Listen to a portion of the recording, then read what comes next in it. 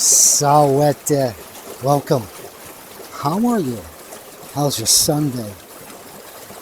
Well, thank you for joining us and welcome. We are going to explore Judith, again, the 5th epistle. And this will be our 6th video. It may probably take 2 videos to get through this chapter, but we're okay with that. We are not going to rush through any of this because she is such an incredible woman. I can't say enough about her. But there's also a man, a co-star, getting ready to introduce you to. He's also a huge factor in this. You could say he's a messenger of Elohim. So let us begin. And it was told, Holofernes, the general of the wars of the Assyrians, that the children of Israel, they were preparing themselves to resist and had shut up the ways of the mountains. And with exceeding fury, he chased in great anger and called, oh yes, all the princes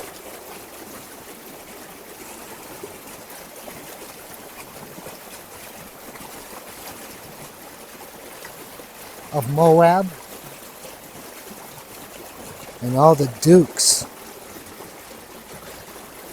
of the Ammonites, the Ammons. He said, before I tell you what he said, let me show you first where these two nations are.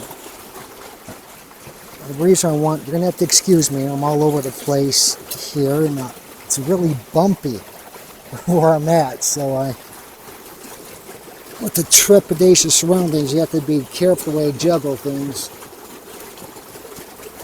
But we'll get it. Kind of rehearsed it, so it's all doable.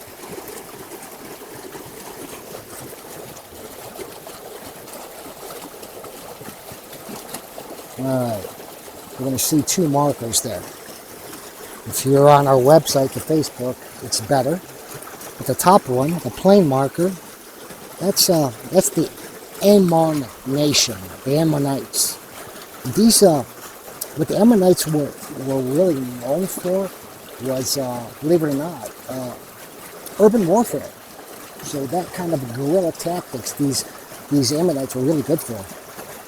And then below them, Moab. Now the reason why I mentioned this to you is I want you to check this out here. This is the Assyrian Empire. See how far south this stretches? Mesopotamia is way up here towards the northeast. That first mountain nation I told you about, Cilicia, where they gained that extensive mountain horseback experience, the army did. Well, that was way up north to the west, which means it was even north of the Great Lake. So I am telling you, the Assyrian Empire cannot be understated. Greeks, Romans, hello. These guys were extensive. The king was non-stop. And to begin this all, he had himself an extremely motivated young general. Pretty much, unfortunately, willing to do anything for his king, as well as making a name for himself. I kid you not. Let's continue. All right. So he gets these leaders, these princes and these dukes of the Moab and Ammon nations together, and he says to them, tell me, what is this people which besetteth the mountains? Or what, and of what sort? How great are their cities? Huh? Alright, so I'm sure you have your stories about a certain native in your nation, or the excellent mountain people, or certain Appalachian group maybe. No. My forefathers, and perhaps yours, of the Hebrews, these people specifically, when we get down towards Judith, I'm going to tell you even more. But yeah, right now, that's why I told you the story about the Sicilians. Those people up those mountains, they were excellent, excellent mountain people. But it was the Hebrews who established mountain living, okay? The Hebrews who did this. And they did this because they were attacked a lot. So they used a lot of this for invasion, both offensive and defensive techniques. Let's continue with this, what this general is asking of these leaders, these nations. He wants to know what their power is, you know, what their numbers are, and also wants to know how great their cities are. Sorry about that, folks. We're right over here. How great their numbers are, how great their cities are. Basically, he's trying to get a hold of their military tactics. He wants to know the multitude. He wants to know who is the king of the warfield. They know who the king of them is. He's still back in Babylonia, Manasseh.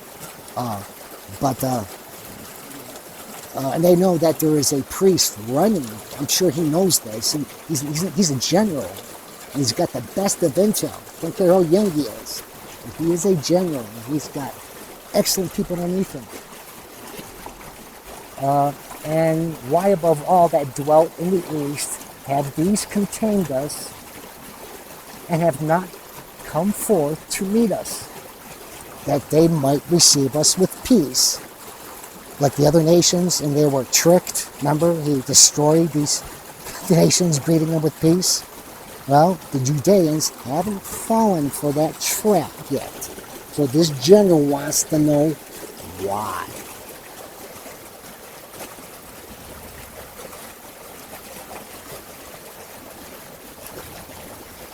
You have to remember, as I said, he is a general. He's not ignorant of everything that's going around him. And I'm sure he knows somewhat of who these Hebrew people are. But right now, he's more stumped because these Judeans just got their land back, and he knows this. So really, do they really have their act together? And can they do so that swiftly? Who are these Hebrews? So this is information he doesn't know, because he doesn't have Assyrian spies in Judea. Right? Remember, as I said before, Israel nation is off limits. It's an international treaty. No one's going to mess with that. No one has until this point. Alright, so word's getting around from this General Holofernes as he met with these princes and dukes. So it's now spreading all over the camp. Okay, he wants someone to tell me who these Hebrew people are, because these dukes, these princes that he just chatted with, yeah, they were pretty much useless. So word's getting around camp very, very rapidly. Here's the Coast Guard I was telling you about. Captain Achior, he gets wind of this. Who is he? Let's continue.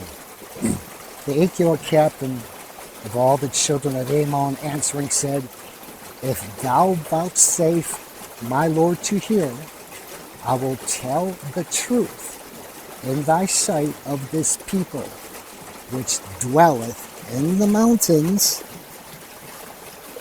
and there shall not a false word come forth of my mouth. This people, this is the progeny of the Chaldees, their ancestors who first dwelt in Mesopotamia. Why? Because a lot of their people were following. They left for Mesopotamia because the rest of them were following false gods. So these other Hebrews who left from Mesopotamia refused to follow these false gods. So they left the land of the Chaldean territory.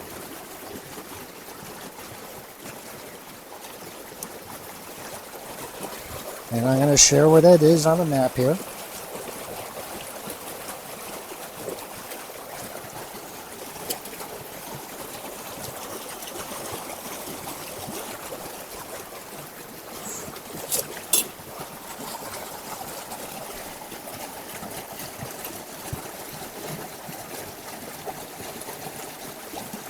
See how close it is to Babylonia here?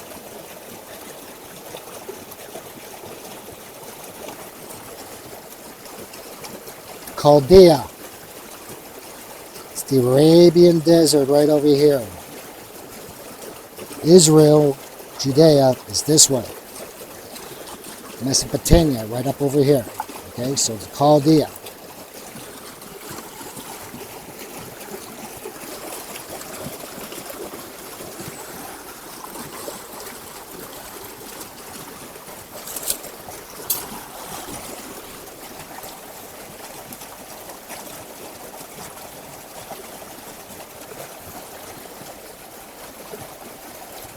I want to try to give you the best visual as possible as we're going through this. Trust me, this is much better than looking at myself. Continuing. Forsaken, therefore, the ceremonies of their fathers, which were a multitude of gods, these false gods, they worshipped one God of heaven, Captain Achior explains, who also commanded them that they should depart from thence and should dwell in Chanaan. So, while they were there in Chanaan, which I showed you, Elohim blessed them in multitude of gold and silver,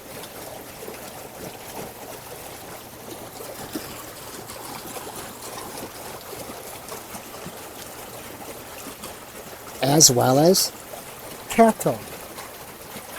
And when there was a famine all over the land of Chanaan and elsewhere, guess what? The Lord bailed them out again. He told them to go to Egypt. And they resided in Egypt for 400 years. Yeah. And while they were there for 400 years, guess what happened? The greatest weapon the Hebrew nation possessed was not their warfare, but using their brains and worshiping here on earth, not gold, not silver, but the greatest jewel, the family. Yeah, their population exploded, innumerable, couldn't be numbered. And when the king of Egypt tried to oppress them, and in the buildings, he had them in the buildings of the cities, he subdued them in brick and clay. So they cried to their Lord, Captain Achior explains.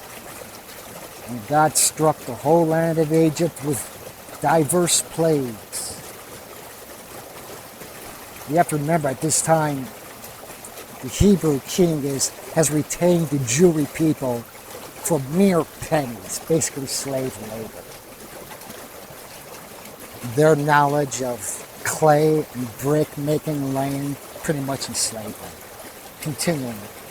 And so when the Egyptians had cast them out after these plagues, this is Captain Achior explaining this to Holofernes and a tabernacle full of military leaders and civilian leaders. When the Egyptians had cast them out from them, and the plague had ceased from them, and they would take them again and call them back to their service. These flying away, the God of heaven, he opened the sea so that the waters were consolidated as a wall on either side. And they, walking through the bottom of the sea, passed dry for it. In which place, while an innumerable army of the Egyptians pursued them, they were so overwhelmed with the waters that there was not one remaining to tell the fact to posterity. Boy, can Captain Achior tell the story. Also being past the Red Sea, they possessed the deserts of Mount Sinai, in which never man could dwell, or son of man rested.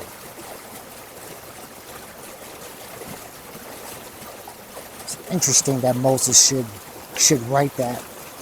because generations later, the Son of Man, before his passion, he dwells in the desert. Not for 40 years though, but for 40 remarkable, impossible days. No man or woman could accomplish such a feat without heavenly help, guaranteed. And our Savior, fortunately, had plenty. Plus, I'm sure those creatures in the desert, they helped out in multitudes. They knew who he was. You know, man, but continuing, he says, their bitter fountains were made sweet for them to drink, and for 40 years they received meat from heaven. That concludes part 1 of this chapter. We'll pick up where we left off of Captain Achior explaining this, because I don't want to rush through him. Really, he has a remarkable story, a remarkable subplot here is developing. So when we return, we will continue with Captain Achior explaining to Holofernes and the crowd under this tent of who the Hebrew people were. And soon, oh yes, here comes beautiful Judith. Until then, Pax Vobis.